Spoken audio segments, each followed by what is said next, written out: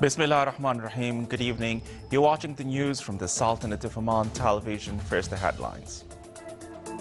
His Excellency, the Minister responsible for Foreign Affairs, stresses the Sultanate's support for Iraq and its war against terrorism as the Sultanate condemns the inhuman acts committed in Iraq and Sham. Several people are killed and wounded in clashes between the Yemeni army and Houthi rebels in Sana'a. And the records exhibition Oman is near, though it is far, concludes in the Uzbekistan capital city of Tashkent.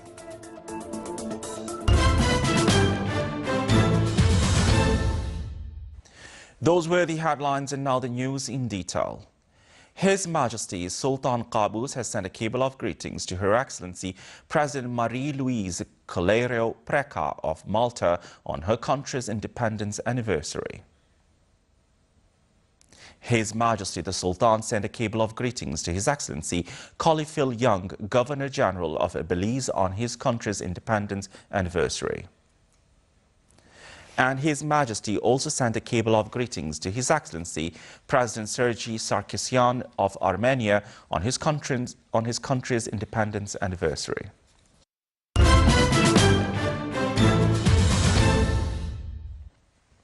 The Sultanate condemned in a speech delivered before the Security Council all terrorists and inhuman acts committed in Iraq and Sham. His Excellency Yusuf bin Alawi bin Abdullah, Minister responsible for Foreign Affairs, described the armed group as non-Islamic state group, stressing the Sultanate's support for Iraq in its war against terrorism. He said that Iraq, the country of civilization, will be able, with the support of international community, to overcome the surge. Meanwhile, the Security Council called to support Baghdad in its war against the Daesh group in a statement adopted by a ministerial meeting chaired by John Kerry, U.S. Secretary of State, whose country is chairing the Council during this month. The statement called upon the international community to enhance and expand support for Iraqi against infighting armed groups. From its side, Washington urged Iran to play a role in combating Daesh group's threats. Yemen's state-run television building caught fire after a three-day mortar attack by rebels who are protesting against the government. After weeks of protests and clashes, the conflict intensified yesterday when Houthi rebels clashed with the army on the outskirts of Sana'a. Part of the TV building caught fire after shelling this morning, and hundreds were trapped in the building as a result. In the neighboring area close to the Interior Ministry, 3 mortars were fired.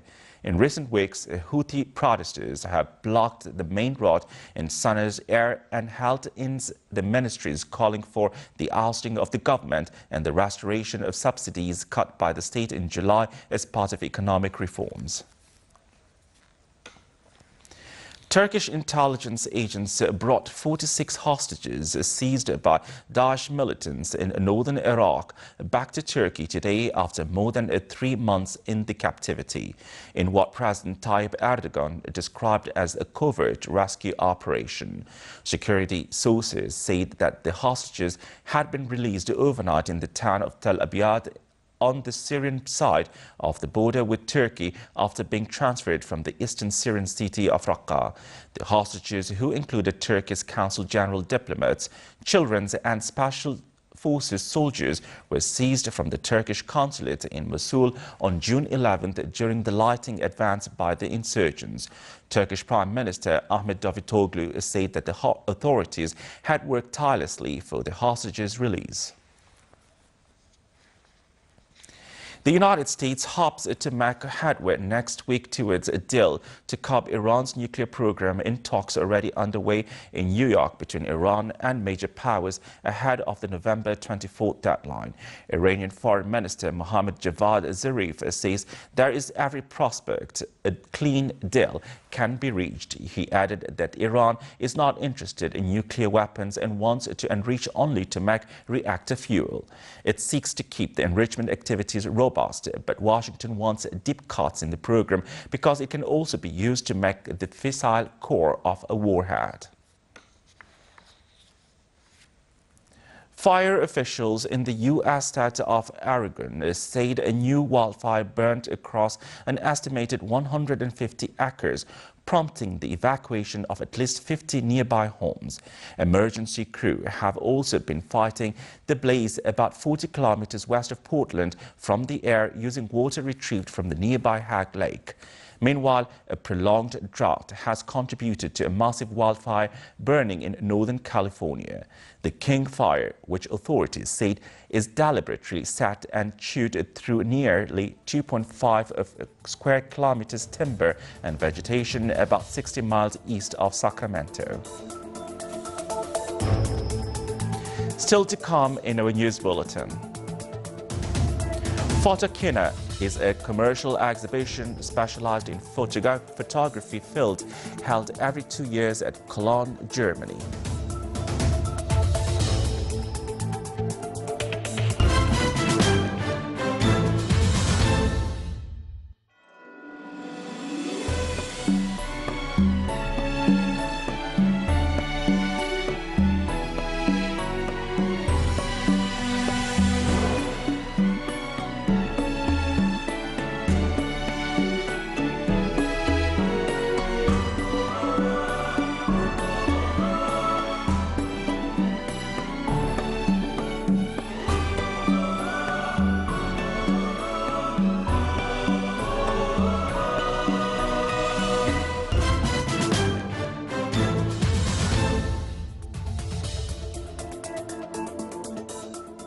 Welcome back to the news from the Sultanate of Oman television.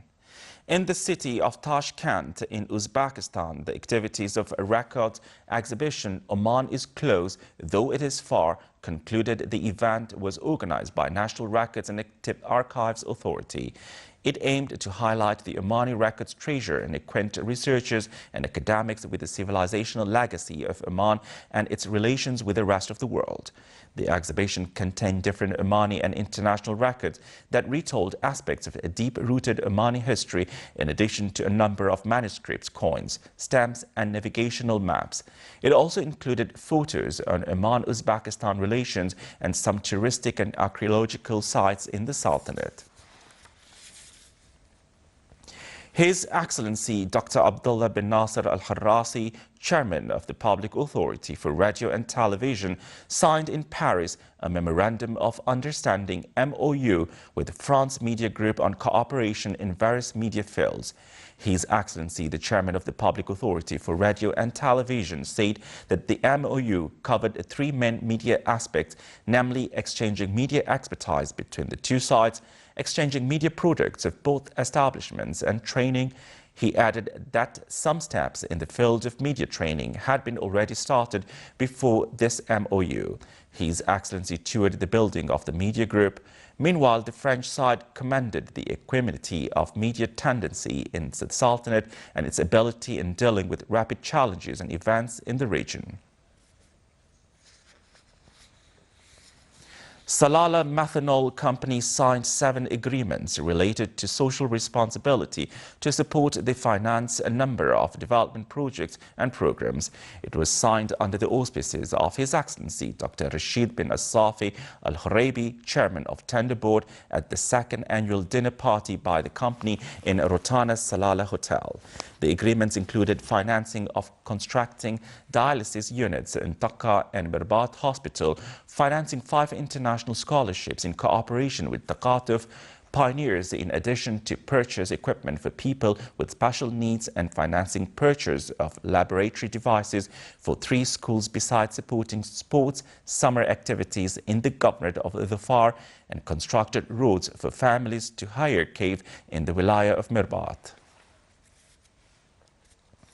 The total value of Omani exports to the end of May 2014, which includes oil and gas, non-oil products and re-exports, records a decline of 10.4%, totaling about 8.3 billion Omani riyals when compared with 9.3 billion riyals recorded during the corresponding period in 2013.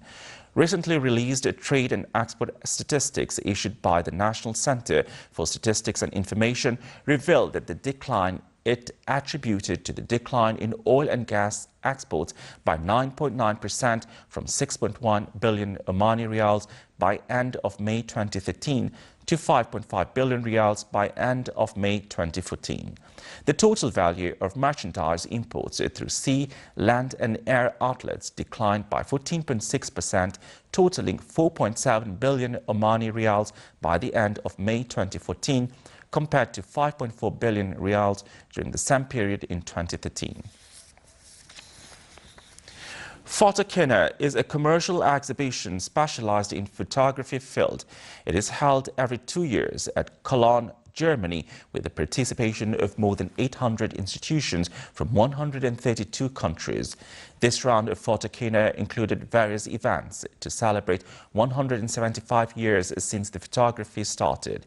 It showcased a number of new products in the field of cinema shooting and photography. The exhibition will open to visitors till 21st of this month.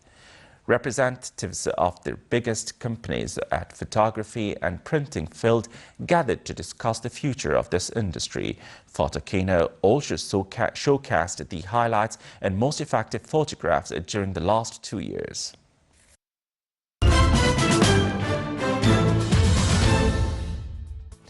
Now for the general weather forecast around the Sultanate. Partly cloudy skies will prevail over the coastal areas of the Governorate of Dhofar and nearby mountains with chances of intermittent drizzle. Rest of the Sultan will have clear to partly cloudy skies with chances of scattered rain over Hajar mountains and nearby areas. Winds will be southeasterly to easterly light to moderate along the coastal areas of Sea of Oman, while it will be southerly to southeasterly light to moderate over the rest of the Sultanate. Seas along the southern eastern coast will be moderate to rough with a maximum wave height of 2.5 meters, and along the rest of the coast it will be slight to moderate with a maximum wave height of 1.5 meters.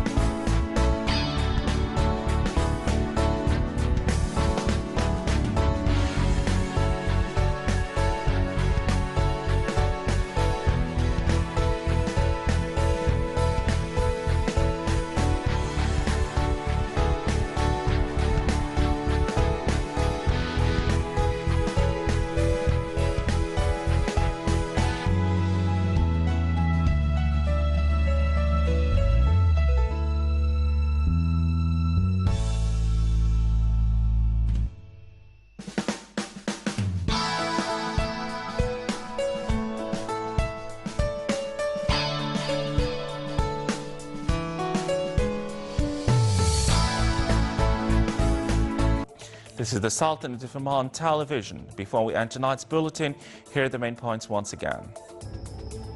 His Excellency, the Minister responsible for Foreign Affairs, stresses the Sultan's support for Iraq in its war against terrorism as the Sultanate condemns the inhuman acts committed in Iraq and Sham. Several people are killed and wounded in clashes between the Yemeni army and Houthi rebels in Sana'a. And the Rackets exhibition Oman is Near, Though It Is Far, concluded in the Uzbekistan capital city of Tashkent. With that, we come to the end of tonight's news bulletin. From all of us here at the studio and the newsroom, it's good night.